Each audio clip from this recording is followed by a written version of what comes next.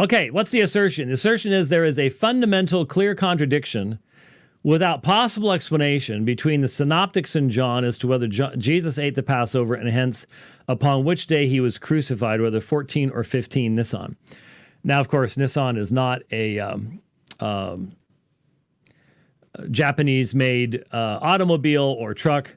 I've owned a few Nissan trucks over the years. This is, of course, the month and, again, lunar calendar. Therefore, it moves back and forth, which you may have wondered, why can't we ever figure out where Easter is?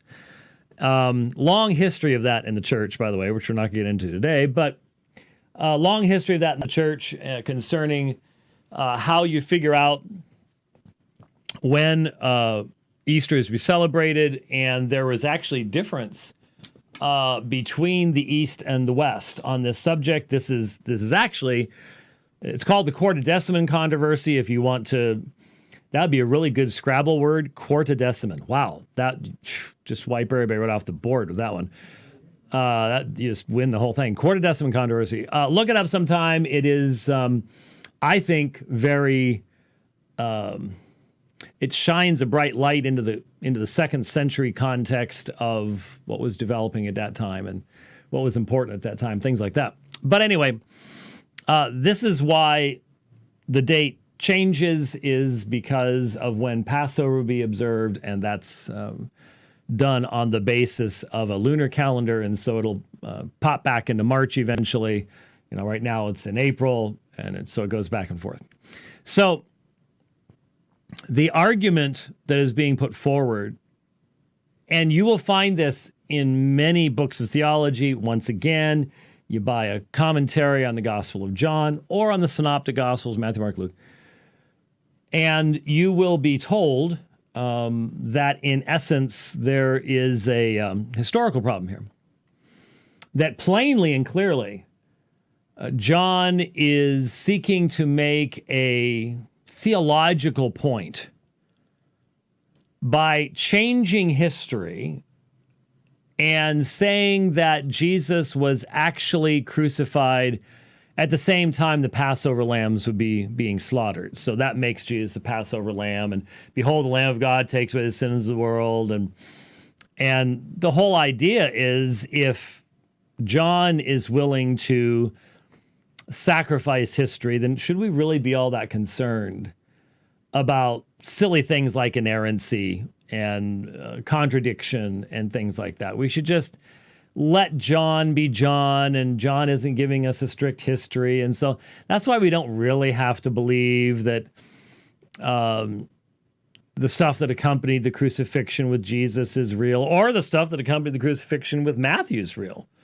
I mean, the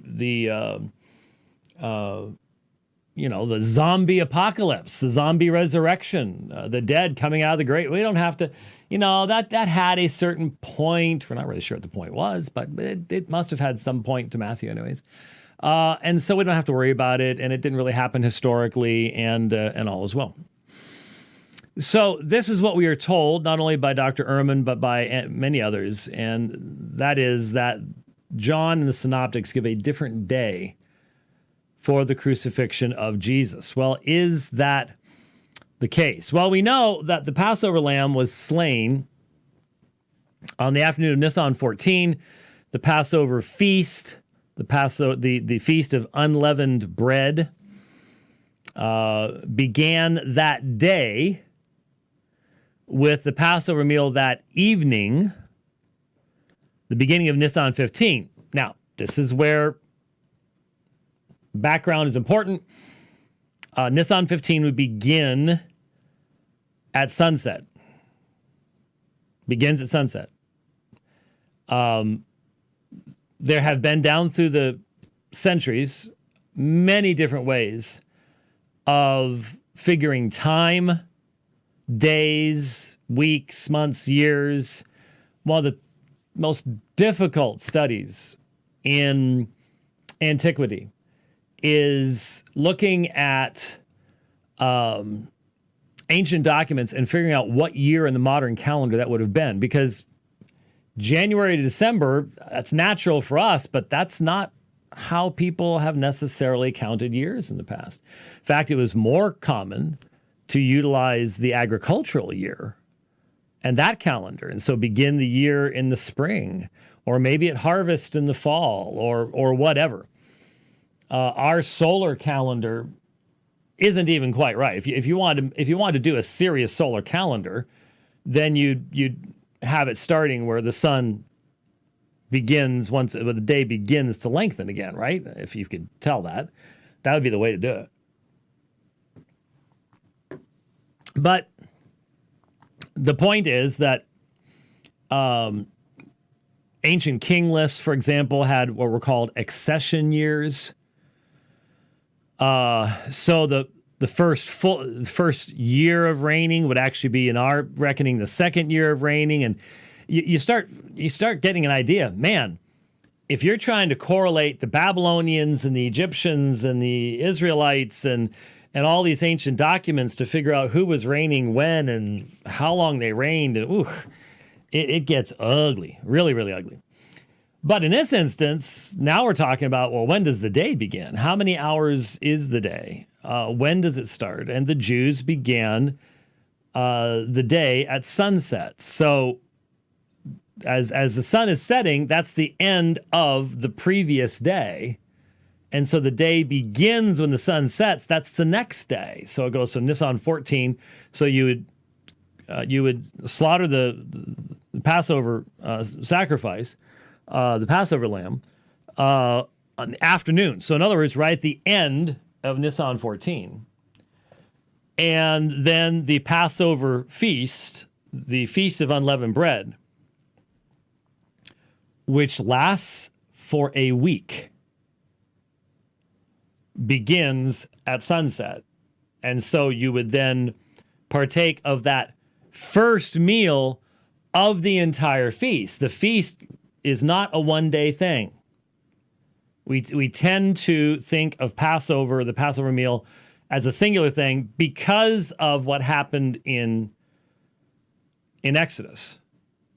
Because that's when God strikes the firstborn dead and all the other associated things. But it's a week. Once it's established as a festival, it's a week long. And so to eat the Passover is not just to eat the Passover first supper. That's very important. It sort of symbolizes the whole thing. And obviously, as Judaism has secularized over the years, then what was once a week shrinks down to a day, just as the 12 days of Christmas are now basically about 12 minutes of Christmas until the packages are opened, and then, well, here we go to the next year, right? This is really weird because I can't tell whether you're smiling or laughing or anything like that, so it's strange. Well, but my door's closed, so and the glass, I'm sure, is not permeable. So, anyway, okay. I can't, and now I can't understand what we're just saying either. So I guess it doesn't matter. So keep that in mind. A couple things to remember then is the Jewish day begins at sunset, and here's the big key. When the Jews are counting days, they count any portion of a day as a full day. So if you start, let's say, at 3 p.m. our time and count till just after sunset the next day, how many days is that? 3. 3 p.m. to sunset one day. The next full day, you go past sunset to the next day. So, any portion of a day is counted as a day in Jewish reckoning of days. So that will help. So those time issues and keeping in mind that the Passover is not a single meal, it is a week-long festival, will help a lot with a lot of these things. So the synoptics all agree that on the first day of unleavened bread, Jesus sent Peter and John from Bethany to make preparation for eating the Passover meal. This is recorded for us in Mark and Matthew and in Luke. And so Jesus sends Peter and John. Clearly then in the Synoptics, in Matthew, Mark, and Luke, Jesus ate the normal Passover meal and hence was crucified on Nisan 14. So you have the Passover meal, you have the establishment of the Lord's Supper, and this then takes place in the evening, which is the beginning of Nisan 15, but the same day, so overnight into what would be for us the next day, but it's just simply the continuation of Nisan 15.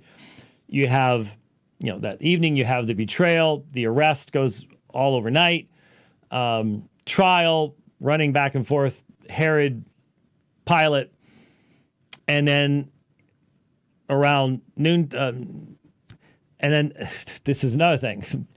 Forgot about something else here. There are multiple ways of counting hours at this time in history as well. And what I mean by that is when you say the 6th hour, for us, you're starting at midnight, so that'd be 6 a.m. But if you start at sunrise, that's no longer 6 a.m. That's noon.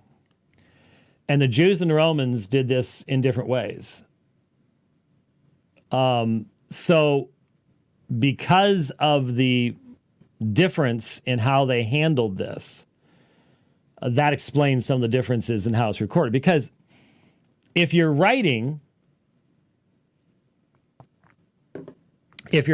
for an audience that uses Jewish timekeeping, then that's going to be confusing for an audience that doesn't use Jewish timekeeping.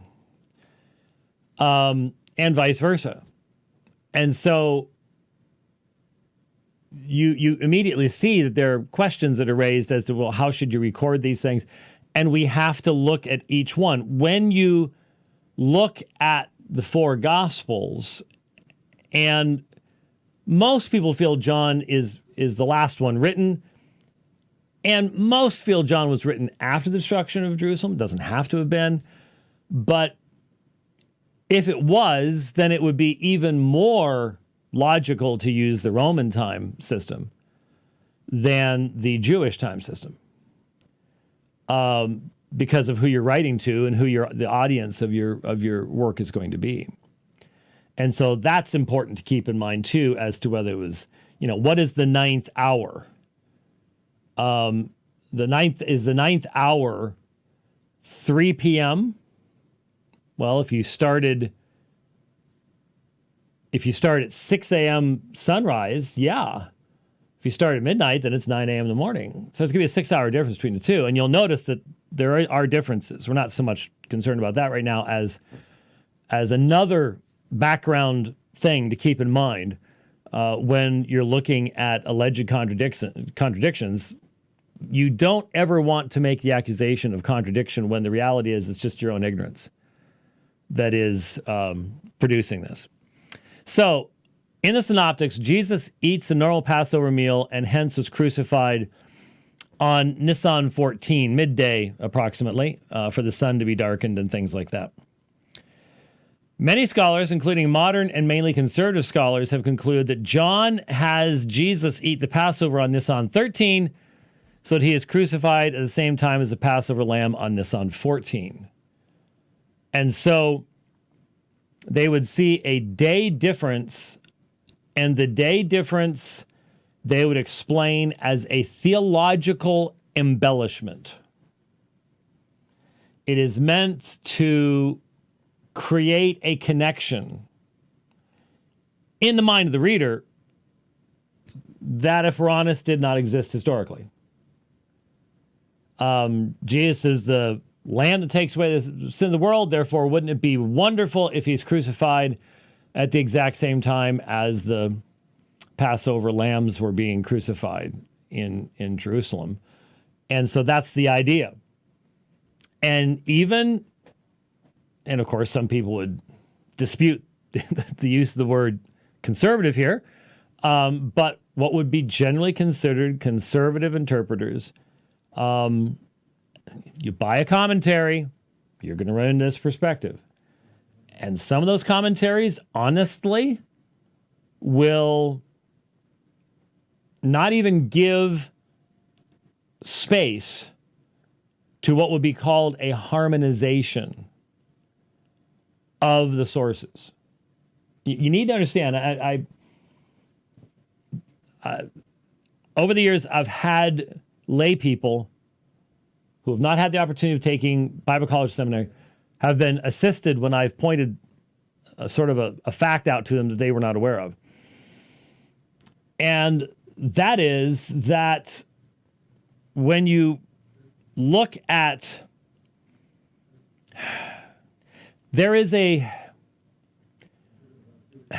because in history, there have been periods of time when you weren't even allowed to question current narratives. You think of Galileo and the Roman Catholic Church and inquisitions and stuff like that. Because of that, people today do not feel like it's necessary to allow freedom for harmonization. You all already had your shot. That's considered fundamentalistic, simplistic, shallow. You're simply to accept as a given the presence of, well, when I was in seminary, at least they used the term, at least most of the professors used the term, tension in the text. That's their way of saying contradictions. And so the accepted scholarly way of dealing with this is to embrace the contradiction and to look for the deeper meaning of the contradiction. Okay, so that's really, really common. That's what's out there. And so you will find people who you would think generally in other ways are very conservative, who will take this perspective. Okay, so that's the idea. So the spiritual way to look at it is John is making a spiritual point, and isn't it a beautiful spiritual point, et cetera, et cetera. Now, there are 5 relevant passages in the Gospel of John to examine. Ehrman says that clearly, and since I put that in quotes, he must have said clearly. Clearly, John contradicts the synoptics, but is this so? John chapter 13, verses 1 through 3. Now, before the feast of the Passover, when Jesus knew that his hour had come to depart out of this world to the Father, having loved his own who were in the world, he loved them to the end. During supper, when the devil had already put it into the heart of Judas Iscariot, Simon's son, to betray him, Jesus, knowing that the Father had given all things into his hands and that he had come from God and was going back to God, is the quotation, and I stopped it there. It is assumed on the basis of this being before the Feast of Passover that this means that it was 24 hours before, that is 13 Nisan. But this requires us to read Feast of the Passover as referring only to the initial meal, not to the entire celebration, which lasted an entire week. Instead, the text speaks of Jesus doing things during the supper, which is clearly the normal Passover meal. So one of the primary assumptions that has to be questioned and abandoned is that the Passover is a single meal. And isn't that how most people think of it? I mean, even if you have Jewish friends, what are you seeing right now on Twitter? People talking about what? The Passover Seder. Are you talking about something 3 days from now? No. So it was last night. So the Passover Seder was just one thing. Al Mohler was talking, he read read portions of an article this morning by a Jewish atheist, which is fascinating. I've met so many Jewish atheists. And the idea was she participated in a quarantine Seder via Zoom with her family as an atheist because it made her feel good, even though she can't believe in a capricious God that would throw plagues around. As if there is such a thing in the Bible. Of course there isn't, but that's a whole other topic. The idea was, this is the Passover. It was last night. The next one's going to be a year from now.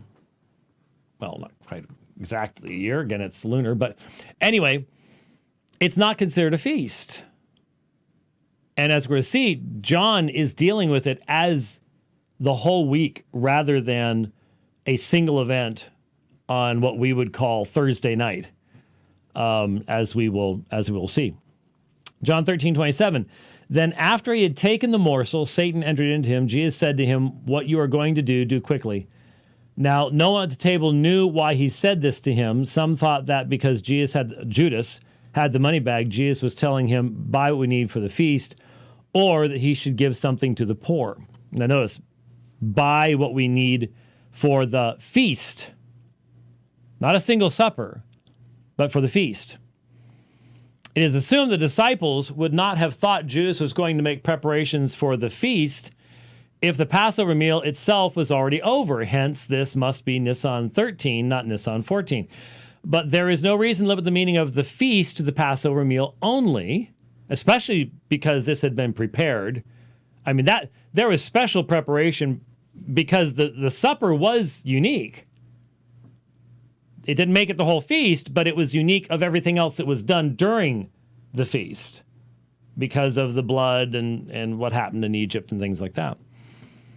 But there is no reason to limit the meaning of the feast to the Passover meal only, but to the entire feast of unleavened bread, which makes the statement consistent with the Synoptics, with the Synoptic Gospels. Which is interesting to me before I read the next section. It's interesting to me that people will theorize that the Synoptic Gospels were all written before John. And then they'll theorize that John had no idea it was in the Synoptic Gospels. So Matthew and Luke are editing Mark, but John's clueless. John's doesn't know what's going on. Decades later. He didn't know what the other Gospels actually said? It's weird, but anyway. John 18:28. Then they led Jesus from the house of Caiaphas to the governor's headquarters. It was early morning. So there's only two possible early mornings here. Nisan 14 or 15. They themselves did not enter the governor's headquarters so that they would not be defiled, but could eat the Passover. Now, does eat the Passover mean simply the Paschal Supper? No, the term Passover is used 8 times in John besides this instance, and each refers to the Passover festival, not simply to the supper. And so, if you forget that it's a whole festival, then it sounds like what John chapter 18, verse 28 is saying is they didn't enter the governor's headquarters so that they could eat the Seder meal that night. So that would make this the 13th and then become the 14th at sunset. Because that would be going into a Gentile's place that would bring defilement. And so they're not going to do that. But that's not what's being said. The term Passover is used 8 times in John besides this particular instance. And each refers to the Passover festival, never to the single supper itself. So if they went in, so let's put it this way. Let's say this was 2 days later, but still during the Passover festival. The same thing would happen. Because they would not be able to eat the rest of the Passover because they'd have to be separated because they're defilement. See? So, notice 2 Chronicles 30, verse 22. So they ate the food of the festival for how long? 7 days. 7 days. So any defilement during that period of time would interrupt the ability to participate in the festival. Since this comment is made early in the morning, this must mean the festival, not the supper alone, is meant, as any impurities would pass away at sundown. So think about that. It's another reason that particular text has been used to support the idea that John's going a day early. But the fact is that the impurity would have passed away at sunset anyways. So they would have been able to partake even of the Seder, even if the Seder was that night. See? So it is the fact that it's a 7-day-long festival that is in view in John's words. John 19:14. Now it was the day of preparation of the Passover. It was about the 6th hour. He said to the Jews, "Behold your king." Now, what is important here, and I'm not getting into this right now, and it would take I'd like to, I've read articles and listened to presentations, and it's pretty complicated, but there is a lot of discussion about what year this took place. You'll hear 30, you'll hear 33. There is a lunar eclipse, I think in 33, that people try to connect to the darkening of the skies and all that kind of fun stuff.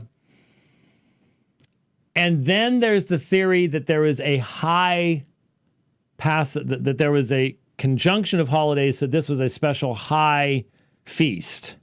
Now, obviously, the Sabbath day of any Passover is going to be a high day, but there was a special situation here. We don't know what year it was. You can speculate, but there just isn't any way to nail it down quite that tightly. It'd be nice to do that. Maybe they'll discover something someday that might shed some more light. I don't know. They're always digging around Jerusalem. I mean, it's amazing that place doesn't just go from all the digging around they've done in there. But here's the point on this. When it says it was the day of preparation of the Passover, and it was about 6th hour. The term for preparation is paraskue in Greek. And yes, it means preparation. But if you ask a Greek, even to this day, what to name the days of the week, you know what Friday is going to be? Paraskue. It's the Greek word for Friday. And this is where it came from. So it's saying now it was Friday of the Passover. That's what it's saying. So it's the day before the Sabbath. The Sabbath day is Saturday. So it's Friday. I mean, the text says this happened on Friday. And this is right before the crucifixion. So when was Jesus crucified? He was crucified on Friday, the Friday before the Sabbath day of the Passover week, and rose Sunday morning. So that is Friday of Passover week. It's straightforward, it's clear, but most people are not aware because, see, we don't call Friday preparation day, paraskue, but they did in Greek, and it was because of this very issue right here. John 19:31, since it was the day of preparation, in other words, since it was Friday, and so the bodies would not remain on the cross on the Sabbath, for that Sabbath was a high day, so it's the Sabbath, the Passover week, therefore, this is preparation day. It's the Friday before a high Sabbath. The Jews asked Pilate their legs might be broken and they might be taken away.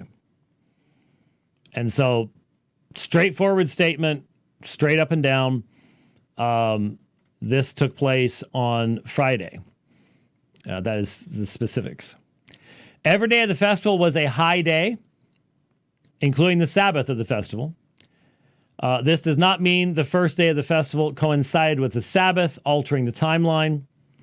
So we see that John is in harmony with the Synoptics on this matter.